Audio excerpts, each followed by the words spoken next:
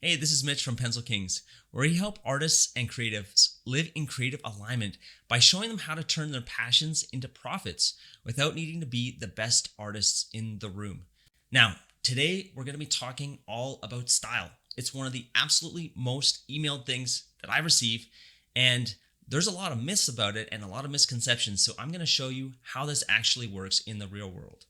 So I've used this skill extensively during my 10-year career working in films and games, and it pretty much didn't matter what we were doing. We were always using this. Either we were creating something totally new, and when you do that, you're actually just mixing and matching the styles of different people who have done things before, or you're matching the style of an existing project because that's your job. You're an employed artist, and you have to create based on what the project dictates. So let's get into how you can actually start applying this.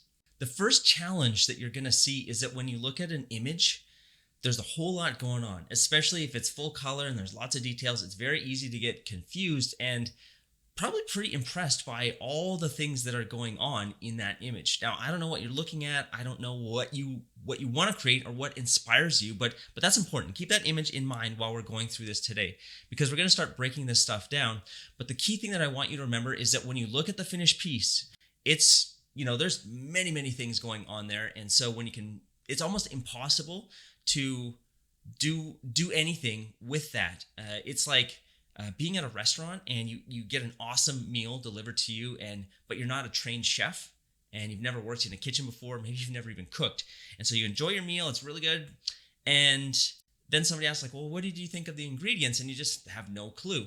This is the same thing as looking at a complex image with an untrained eye. And today we're going to start to scratch the surface on that, because with a trained eye, or if you're a trained chef, what you would be able to do is while you're eating that food, you can start to taste the individual ingredients. You can start to break things down and use your sensitivity to taste to begin to create a picture in your mind of what you might do if you're going to try to recreate that dish for yourself.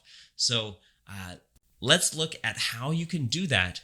Same kind of principle of breaking things down with an image to help inform and understand the style that you want to make for yourself, or just understand the style of other artists. So the first thing that I think would be a great place to start is now just picture an image that's a 2D image and it has line work. So something like a comic book page, right? It's got lines around things and it's filled in and it's got color. Still a lot going on there, and we're not going to talk about poses or anatomy or any of that stuff. We're just going to focus on making the marks on the page right now. So the first place to start, I believe, is with line. Now, this is where the drawing starts, but there's different ways that you could break down and evaluate the line style. And if you start to look at different artists or different comic books even, you can start to look at, are they thick lines? Are they thin lines? Are they completely black, or are the lines colored? Are they very smooth, or do they have texture? Now, these are all things that help inform the style, and they come together to create that final style. So when you're looking at this, what I want you to do, go and find an image. As soon as you finish this video, go find an image and start writing down the elements that you notice about the line work. Now we're going to review all these like how to take action on this right at the end of this video. So don't worry about going to find an image just right now. Very shortly, I'll give you the actual steps that you need to take. But start to realize that you can break down even something as simple as a line. And there's many different elements that are used to create that line. Now I'm going to give you 3 more types of lines that I see often, especially with comic book work. So one is the feathered line, and I would say like this line is less confident. It's kind of like hatched, or you can see that it's kind of been broken up into many different smaller lines. And this is like a style of drawing that when I discovered it was really helpful for me in the learning phase. So that's one style. The next style is like the really confident line, and I see when I watch demos of comic book artists doing this digitally, like digital inking, they're like line. They might do like 100 lines just very quickly, and then they find one, it's like that's the right line, and then they're done. And then they move on to the next line. But what this does is it creates a very confident stroke. The next type of line is more of an illustrative line or like a digital line, where you can use software to control the lines and control curves, and you get a very smooth line. So those are 3 types. Now I know there's more types than you can think of, but just to kind of give you an idea of how you can start breaking these things down. All right, next we have value. So value is really the range from black to white and everything in between.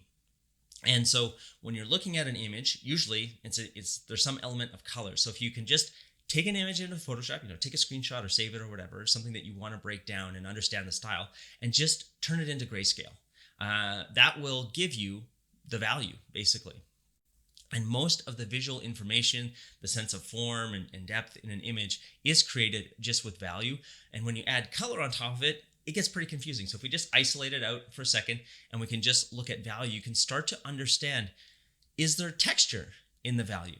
This is part of the style, the texture that's used. How is the lighting on the image? This will also show up in the value work. Now, as you're looking at this and you're starting to write things down, really just look at that artist that you're probably admiring their work, and that's why you want to break down their style. And then think about where you are with your own art. And maybe you've never thought about your own art critically or tried to break down or advance your own style. That's totally fine. You're starting right now. Because what you want to do over time is develop this skill and start building it up so that when you look at something, you start to understand the different layers that are going into any piece of art. And then you can go back when you're creating your own art and be like, oh, I saw this new kind of texture. Maybe they're using like this dot pattern only in the shadows. And now when you go back to creating your own artwork, you can start to apply that there and create something totally new that you'd never imagined before. And you can start to mix and match the styles of different artists to create your own unique style. All right, last one is color. So we got the line out of the way. We got the value out of the way. Now color. Again, many different ways to look at and evaluate color, but let's just simply talk about saturation. So if you've never heard of the term saturation before, it is how colorful something is, how much color information is actually there. So if you think of this range, and on this side is the brightest blue that you can possibly have, like it has the most amount of color. And if you think about this in the physical world, and imagine you had like a glass of water, and you're putting drops of color into it, like maybe this one has like 50 drops of food coloring in it. And so that water is like super blue. And then on the other side is the lack of color. And so this one maybe only has one drop. So there's not very much color information there. Now in Photoshop, you actually have sliders where you can start to like pull down the saturation. So if this is something new that I'm talking about, and this is something else you can look at and evaluate. But basically on this side, you'd have a super bright blue, and then it would be like half in the middle, it would be half blue, half gray. And then on the other side would be all gray. So it's just kind of this gradient going from fully colored to gray. So this is one thing that you can look at when you're evaluating the color of an artist and starting to break down their style. Like how saturated are the colors that they're using? Because some artists are like super bright and poppy, and other ones have a lot less color information. And again, these are areas where you can start to take that and understand it, and then you can start to play with those ideas in your own artwork and start to create your own style. So color science, the application of color, you can really deep dive, and I encourage you to do that at some point. But the main point here that we're trying to do is get you to realize that style isn't just like, it's not like you just have this rubber stamp. It's like, that's my style. It looks like that. That's what it looks like from the outside. But you can actually start to break these things down. And as you start to train yourself as an artist and you start to train your eye, these elements of style are going to become more and more apparent to you, and become more ideas that you can play with to create and inform what you do with your art. All right, I hope you enjoyed this video about breaking down style, and I hope you learned something here.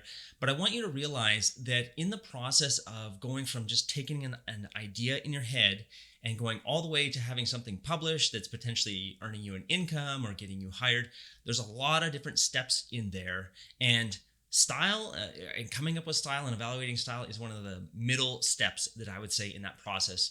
And so I just want you to realize that that's not where the journey ends. It's just one part of many different pieces that help create the whole picture. And when I say the whole picture, I see a lot of people studying, thinking that they're not good enough, that their artwork is not good enough. And I'm here to tell you that you're probably right if you're comparing yourself to some kind of artist who's, has far more experience and knowledge than you. However, there's tons of art jobs, and there are tons of ways for you to live what I call in creative alignment without needing to be the absolute best artist. And what creative alignment means to me is that there's a space for you to work on and have art be part of your life. Because what I hate to hear is people who wake up and they hate their jobs and they're just like, oh, I'm trying to get back into art, but I hate doing this other thing and I wish I could be more creative. That's why we're here, to help you cross that bridge so there's a space where hopefully if you really love doing it, you can start to widen that space until you're spending most of your time doing what you love, working on creative projects. And like I said, learning how to break down style, really important piece, but it's just a piece of the entire picture. So hope you learned something here today, and I'll be back soon with more videos.